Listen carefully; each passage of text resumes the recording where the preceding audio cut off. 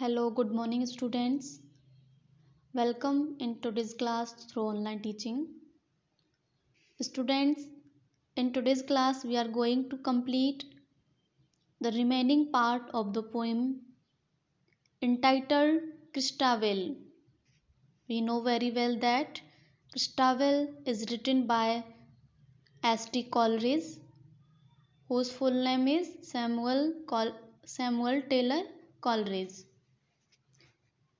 The poem is Christabel is a poem of love, magic, and chivalry. Christabel is the daughter of a baron whose name was Sir Leoline, and he lives in a castle. He is a very rich man. He has a toothless witch. Sir Leoline has a toothless witch. She barks twice an hour, and Christabel's mother is dead, and her father has deep love and sympathy for her. He loves Christabel very much. One night she sees her lover in her dream, and she goes to the forest to pray for his health. She kneels down under an oak tree and begins her prayer. Suddenly she hears a painful cry. Christabel, hearing a painful cry, becomes very frightened, and she sees a beautiful girl who has curly hair and dressed in white clothes. It was night time, and Christabel sees a beautiful girl who has curly hair and dressed in white clothes in a forest. Her hands and neck are undressed. She has nothing under her feet. Diamonds and jewels are shining in her hair. Christabel is frightened and prays to God for help and safety. The woman speaks in a very sweet voice. She tells her name Geraldine and asks Christabel to cast aside her fear. So students, let's start the remaining part of the poem, The Christabel. The lady strange made answer meet, and her voice was faint and sweet. Have pity on my sore distress. I scarce can speak for weariness. I here refer for Geraldine. Stretch forth thy hand and have no fear. Said Christabel, how comest thou here? Thou means you. And the lady, whose voice was faint and sweet, did thus pursue her answer meet. My sire means father. Sire means father. My sire here means Geraldine's father. Geraldine is telling her story to the Christabel. My sire is of a noble line, and my name is Geraldine. 5 warriors seized me yestermorn, even me, a maid forlorn. They choked my cries with force and fright, and tied me on a palfrey white. The palfrey was as fleet as wind, and they rode furiously behind. They spurred amain, their steeds were white, and once we crossed the shade of night, as sure as heaven shall rescue me. Heaven means God. Heaven is used for God. I have no thought what men they be, nor do I know how long it is, for I have lain in rest I wish, since one, the tallest of the 5, took me from the palfrey's back, a weary woman, scarce alive. Some muttered word his comrades spoke. He placed me underneath this oak. He swore they would return with haste. Whither they went I cannot tell. I thought I heard some minutes past sounds as of a castle bell. Stretches forth thy hand, thus ended she, and help a wretched maid to flee. Then Christabel stretches forth her hand and comfort fair Geraldine. So, students, in these lines, we find that Lady Christabel is praying under an oak tree at midnight, and we know that midnight is a very unusual hour for a lady to be out alone, and she hears a moan from the other side of the tree. She is surprised at the weather is perfectly calm and there is not wind enough even to swing her log. She bent behind the oak tree from where she thought the moon was coming. Then she saw a beautiful young lady dressed in silken white robes. Her hair was twinned with strings of pearls and precious stones.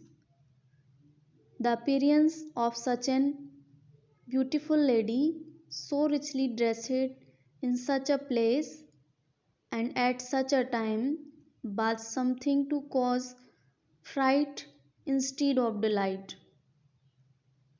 Christabel was brave enough to speak to this phantom like lady, but she prayed to Virgin Mary to protect her and asked the lady to tell her who she was. Christabel was surprised at her sight and prayed to Virgin Mary to protect her from all harm in case she was an evil thing. Then she asked her who she was. The strange lady, whose voice was sweet and feeble, made a suitable reply. She requests the Christabel that have pity on my miserable plight. I am so tired that I can't speak. Christabel then asked her how. Christabel asked the lady that how she had came there. The lady, whose voice was faint and sweet, told her sad story. It was, however, not truth that she told her. She was Geraldine, a devilish lady or a suggestive witch. Geraldine tells her a fake story of her plight and asks her to help her in her hour of need. Geraldine told her that her father was a nobleman and her name was Geraldine. Christabel, Gerald, the lady told Christabel that her name was Geraldine and her father was a nobleman. 5 warriors kidnapped her previous morning. They picked her forcibly and also by frightened her with worse consequences if she cried.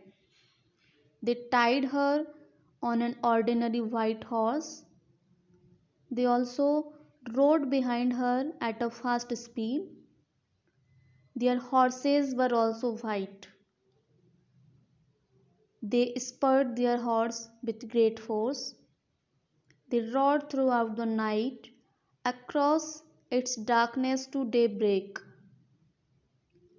She said that, in spite of her distress, she was sure that she would be saved by God's grace.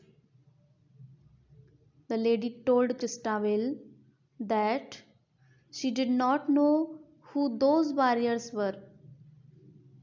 The tallest of the 5 warriors took her from the horseback and then fell unconscious. After it, the lady fell unconscious and did not know what time it was. She was very much tired and felt scarcely alive. The tallest of the men placed her under the oak tree, and swearing that they would soon come back, and they went away. She did not know where they had gone. In this way, the lady told her story to the Christabel.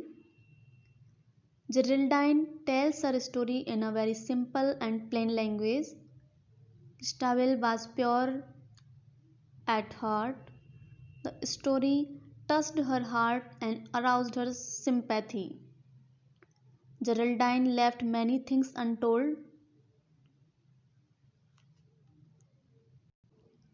I thought I heard some minutes past, sounds as of a castle bell.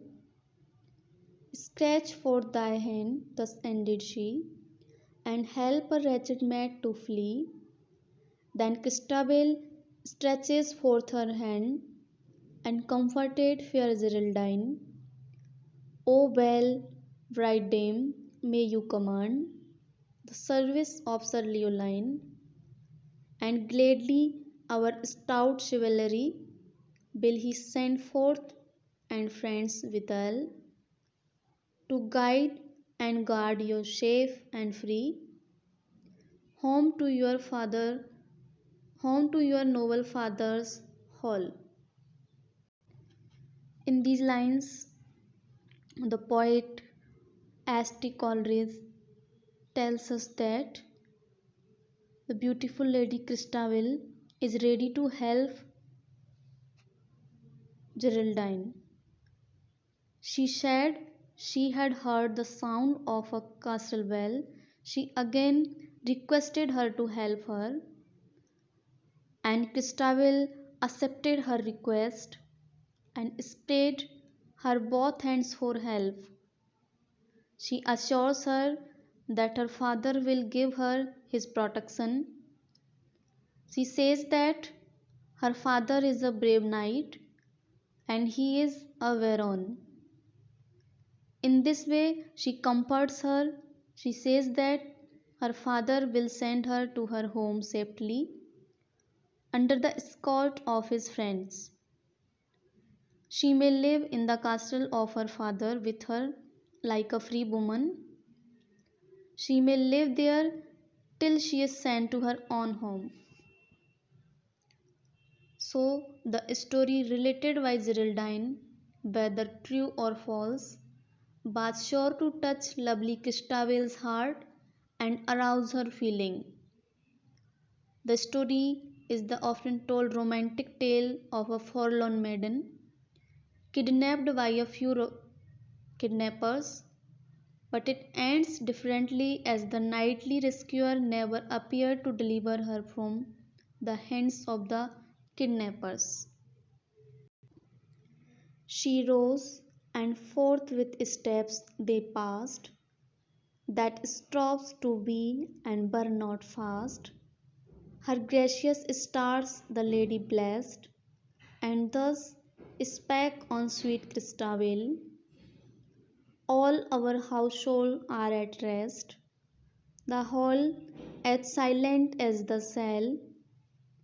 Sir Leoline is weak in health, and may not well awakened be, but we will move as if in stealth, and we wishes your courtesy this night to share your couch with me. They crossed the moat, and Christabel took the key that fitted well. A little door she opened straight, all in the middle of the gate that was ironed within and without, where an army in battle array had marched out. The lady sank belike through pain, and Christabel with might and main lifted her up a weary weight over the threshold of the gate. Then the lady rose again and moved as she were not in pain. So, free from danger, free from fear, they crossed the court, right glad they were. In these lines, the poet wants to say that Christabel then rose up, taking along with Geraldine. They tried to go fast in order to reach home as possible as, but they could not go fast. She blessed her good luck. Christabel told Geraldine that all the people of her household were asleep at that time. It was past midnight. The hall was as quiet as a monk's cell. She told her that her father, Sir Leoline, kept indifferent health, so it would be improper to disturb him at that late time because he is very ill. She said that they would pass by his room stealthily. She requested Geraldine to share the bed with her that night. This is what Geraldine actually wanted. She was a devil, but Christabel did not know her reality. They crossed the hall and they crossed the ditch and Christabel took out a key that fitted the lock. At once she opened a little door in the middle of the gate. It was covered with strong iron plates inside and outside, and was so big that an army in battle array had marched out of it. The lady sank down at the threshold, probably with pain. She sank down at the threshold of the castle because she was a witch, and Christabel, with much physical exertion or effort, lifted her like a dead weight and took her across the threshold. And as soon as she crossed it, the lady rose up again. The walked on with ease as if she suffered from no pain. They crossed the open courtyard, now free from danger and fear. They were happy that they were now safe and were inside the castle. Christabel was happy she had come back home and had brought home a young lady in distress.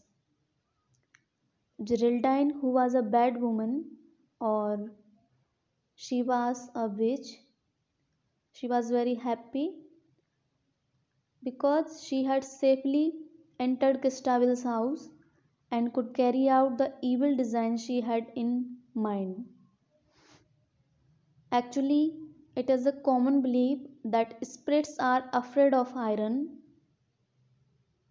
So Geraldine collapses while crossing the iron gate. This is the first example or the first hint of Geraldine's being an evil being. While passing through the threshold of the gate, Geraldine sank down as if in pain. Christabel, with all her might, lifted her up like a dead weight. After crossing the threshold, Geraldine stood up and moved as if she was not in pain. St. Coleridge creates mystery by subtle touches like this. Did Geraldine feel pain and weakness? This remains a mystery.